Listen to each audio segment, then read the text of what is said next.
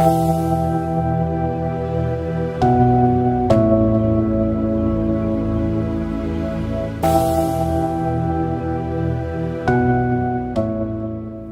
c'est donc une onomatopée comme Babil, comme Babel, comme berbère.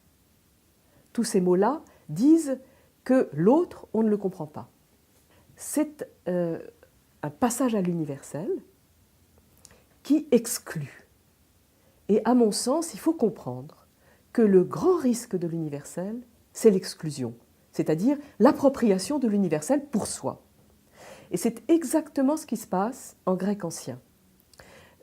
L'opposition passe entre logos et barbaros, barbare. Logos, c'est indissolublement le langage, la langue qu'on parle, c'est-à-dire le grec. Et puis c'est aussi la pensée, la démonstration, la thèse, la phrase, tout ce qui met en rapport A sur B égale C sur D, une proportion, voilà un logos. Sauf que le logos lui-même est un universel qui dit le rapport, mais qui dit l'exclusion de ceux qui ne sont pas intégrés à ce rapport.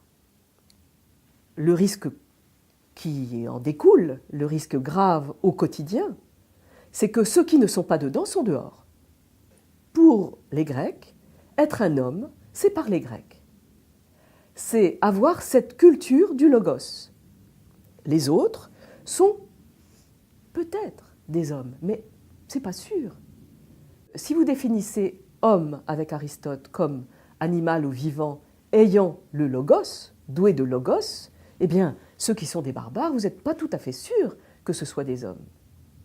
Et c'est autour de ça, à mon avis, que toute radicalisation se cristallise.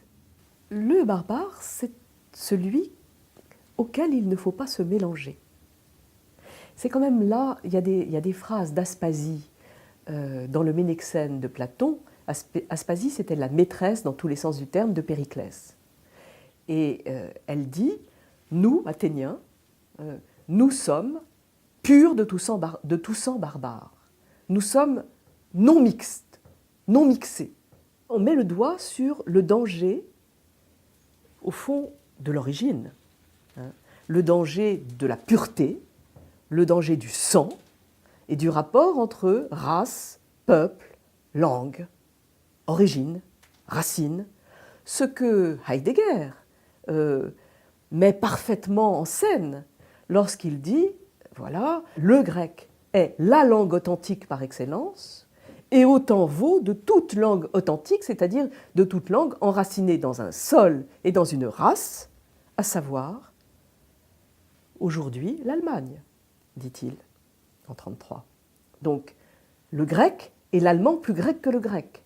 Voilà ce qui est derrière la peur du barbare. La peur du barbare, c'est la peur du mélange des sangs. Moi, j'ai un texte en tête que je trouve absolument magnifique.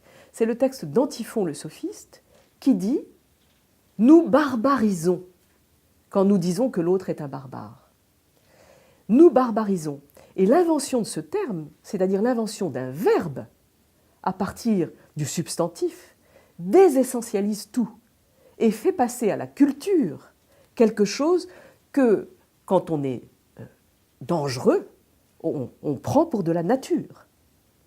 Donc l'important, c'est de comprendre que barbariser, c'est une action, et que c'est une action culturelle, et que être barbare, ça n'est pas un fait de nature, c'est un fait de culture. Choisir les différences à partir des différences de langue, à partir de ce sur quoi on bute quand on ne comprend pas la langue de l'autre, ce que j'appelle les intraduisibles, pas du tout ce qu'on ne traduira jamais, mais ce qu'il faut travailler pour comprendre, ce qui nous met en travail nous-mêmes pour que l'on comprenne. Donc les intraduisibles, ça n'est pas du tout ce qu'on ne traduit pas, c'est ce qu'on ne cesse pas de ne pas traduire. Traduire plus ou moins bien. Bon. Et ce travail-là, c'est le travail de rapport à l'autre. C'est le travail de culture, par différence, avec une assignation naturelle de barbarie. Quand quelqu'un dit « l'universel, je l'ai », c'est moi. L'universel, c'est la philosophie, c'est le logos. Oui, et alors, derrière, à côté, vous avez quoi? Vous avez une assignation d'essence, de l'autre comme barbare. Ça, c'est dramatique.